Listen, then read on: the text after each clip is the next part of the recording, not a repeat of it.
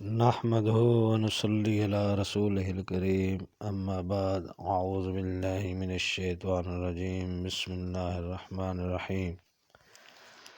حاضرین اکرام السلام علیکم ورحمۃ اللہ وبرکاتہ۔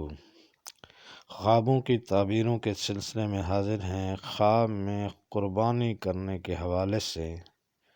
تو حاضرین، اس کی مختلف صورتیں ہیں اور اس کی مختلف تعبیریں ہیں۔ ان سب تعبیروں کو جاننے کے لیے اس ویڈیو کو آخر تک دیکھیں۔ اگر آپ ہمارے چینل پر نئے ہیں تو برائے مہربانی اس چینل کو سبسکرائب کر دیں اور بیل آئیکن کا بٹن دبا دیں تاکہ آنے والی ہر ویڈیو آپ تک آسانی سے پہنچ سکے۔ تو چلتے ہیں حاضرین خواب کی تعبیر کی جانب۔ حضرت امام ابن سیرین رحمۃ اللہ علیہ نے فرمایا ہے، اگر کوئی شخص خواب میں دیکھے کہ اونٹ یا گائے یا بکری کی قربانی کی ہے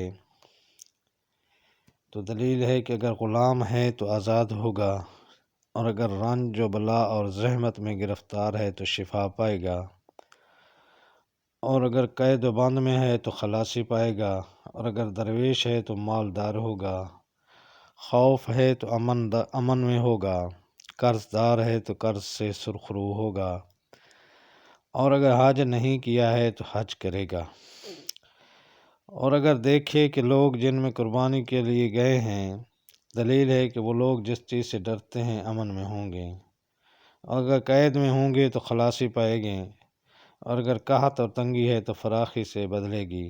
خاص کر اگر یہ خواب عید قربان کے نزدیک ہے تو اس کی تعویل جلدی ظاہر ہوگی۔ حضرت ابراہیم کرمانی رحمۃ اللہ علیہ نے فرمایا ہے، اگر کوئی دیکھے کہ قربانی کا گوشت لوگوں کو تقسیم کیا ہے تو دلیل ہے کہ وہاں مالدار شخص مرے گا اور اس کا مال تقسیم کریں گے، اور اگر دیکھے کہ لوگوں نے گوشت چرایا ہے تو دلیل ہے کہ حق تعالیٰ پر جھوٹ بولے گا، اور خواب میں قربانی بشارت ہے۔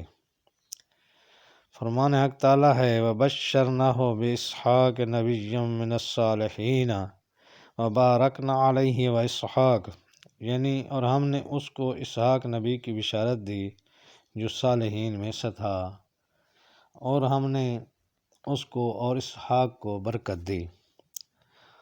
اور اگر عورت خواب دیکھے تو اس کے صالح فرزند پیدا ہوگا۔